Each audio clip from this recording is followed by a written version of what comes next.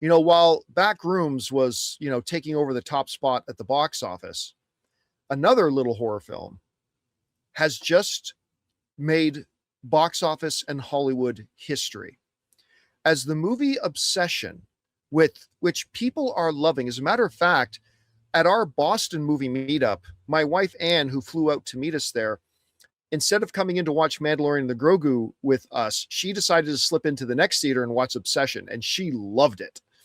And so she wants her and I to go to see it as soon as I get back. Now, of course, we talked last week about how it took like a big jump in box office. Normally, you want to see a movie take between a 50 and 60% drop at the box office in its second weekend. That's normal. If it drops less than 40%, you're popping bottles.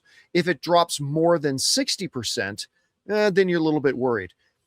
But Obsession did the unthinkable. It actually went up. Well, this weekend, it just made history. As on its third weekend, the first time in 44 years since E.T., a movie has gone up again in its third weekend, as it went up 33% to make $26.4 million on its third weekend. Remember, it made $17 million on its opening weekend. Now, I've had a lot of people write to me and say, well, John, no, this movie went up, and this movie went up, and this movie went up. Here's the thing. Yes, there have been examples where movies have gone up in the box office, but never pure. What do I mean by that? Well, I mean this. There's one of three circumstances that is almost always in play when a movie's box office goes up from one weekend to the next. Here are those three. We'll take a look at them. First of all, the expansion illusion. Now, we talked about this before.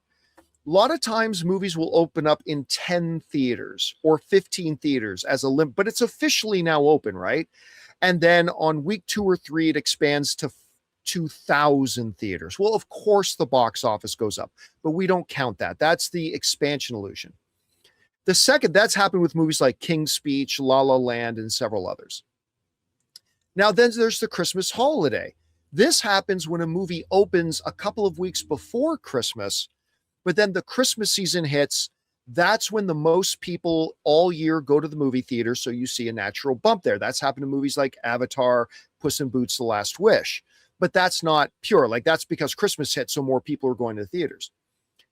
The third time we've seen things like that happen is the re-expansion. Now, this has happened a number of times where a movie's been in theaters, it's been out for a while, and then gradually it loses theaters that it's in. And, it's after it's in its week 4, 5, 6.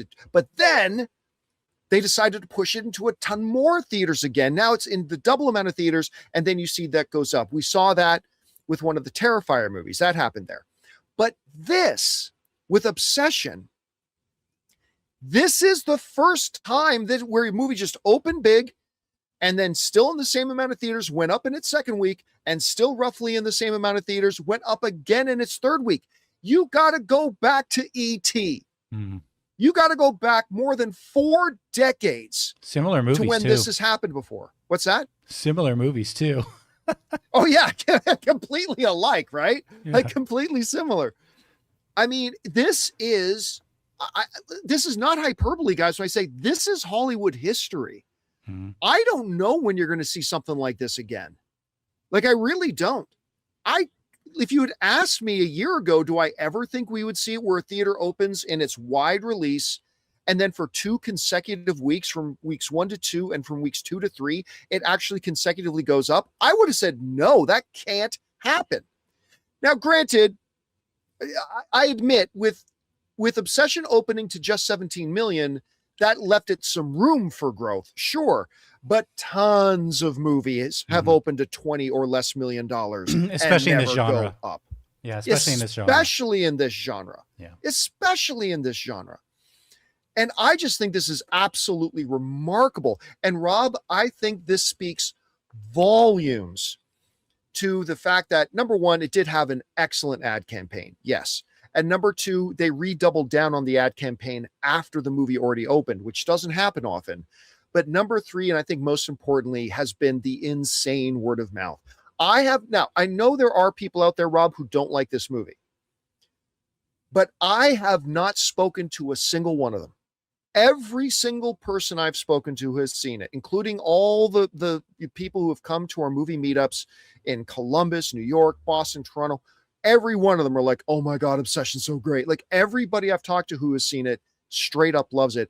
And I think that positive word of mouth has, now, if Obsession had opened to $60 million, Rob, I don't think we'd be having this conversation. I don't think we'd be seeing the box office going up 2 weeks in a row, but still, tons of movies have opened to 20 million or less and have never come close to this. First time in 44 years. We want to take a second to thank a sponsor of today's video, Pocket Hose. Guys, I'm excited to tell you about the world's #1 expanding garden hose and their brand new product, the Pocket Hose Ballistic. As you guys can imagine, I'm not exactly gentle with my gear. I drag hoses across concrete over the pool, yank them around corners. I even coil and uncoil them all the time to put them in my camper van when I go out on my movie meetups. And generally speaking, a lot of them don't last. But the Pocket Hose Ballistic has been a totally different story for me. It's incredibly durable, super lightweight, and just makes the whole job easier. One of my favorite things is how simple it is to use. You turn the water on, it expands. Turn it off, it shrinks right back down to pocket size. And it's reinforced with a liquid crystal polymer, the same kind of material used in bulletproof vests. Plus, it comes with the pocket pivot, which gives you 360-degree rotation at the spigot so it moves with you instead of fighting against you. And now, for a limited time, when you purchase a new Pocket Hose Ballistic, you'll get a free 360-degree rotating pocket pivot and a free thumb drive nozzle. Just text Campea to 64,000. That's CAMPEA to 64,000 for your 2 free gifts with purchase. Text Campea to 64,000. Message and data rates may apply. Rob, what is giving Obsession this staying power? And put this into context for us historically about truly how big of a deal this is. Well, I think you just nailed it. It is a word of mouth movie. In my mind, it's truly a zeitgeist film because it's all about, I mean, we've heard, there's been countless op-eds, think pieces about how come Gen Z, people in their 20s, aren't dating. Why is the dating world the way it is? Why are people's interpersonal relationships kind of in the dumps? Well, this is a movie that directly addresses that idea. You know, how is it? Why doesn't this girl like me? How can I get her to like me? What do I have to do? Yeah, because you and I never asked that question when we were teenagers. Well, no, I mean, but that's the thing. I know. It's universal. You know, it's a universal thing, but he tries to take a diabolical shortcut. And, you know, there's something also inherent about a monkey's paw story. Be careful what you wish for. It's such an ancient, you know, idea. But what happens is so wild, and I mean, you know what it reminded me of? It reminded me of when something like Fatal Attraction came out. Yes, back in the 80s. I thought the same thing.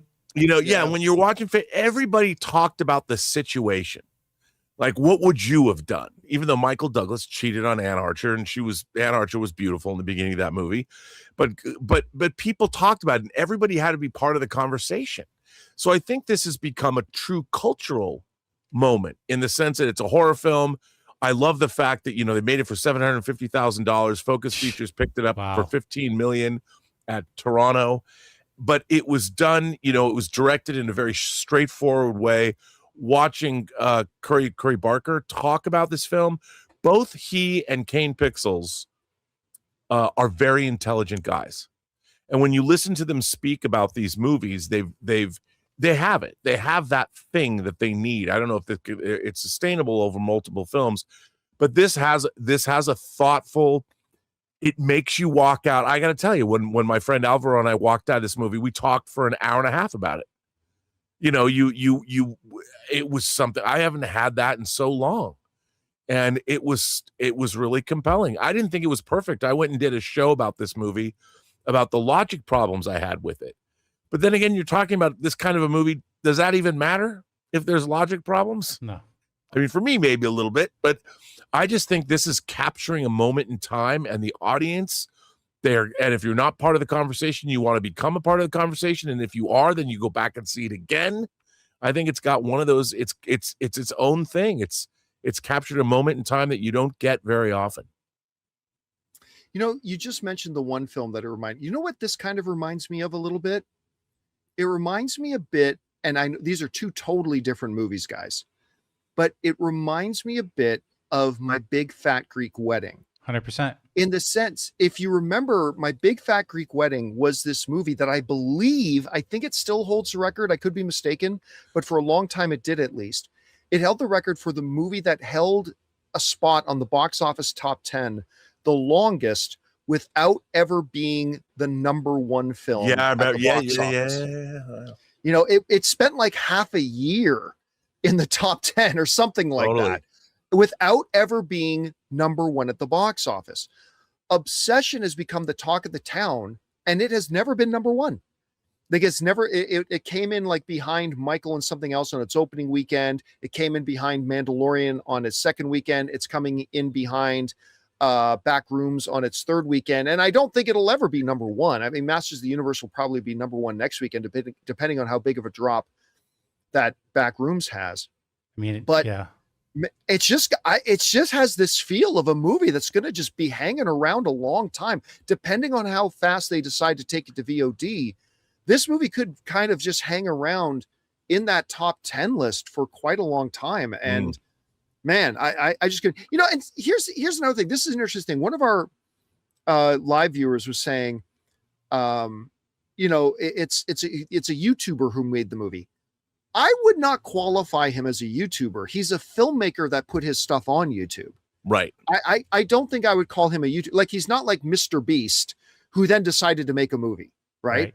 It's different. So it's a little bit of a different situation that I think something like that. But anyway, guys, don't undersell this. This is Hollywood history that we're seeing happening. It's not often that something happens that hasn't happened in over 4 decades. This is incredible. And I honestly don't know if we will ever see it happen again. Anyway, guys, whatever you think about this, jump down to the comment section below and let us know your thoughts. Hey guys, thanks so much for watching this video. Make sure you like the video, leave a comment, and subscribe to our channel. And don't forget, we have a daily podcast called the John Campea Show Podcast, available on Apple Podcasts, Spotify, or your favorite podcasting app of choice. Go and subscribe to it today so it'll be there when you need it.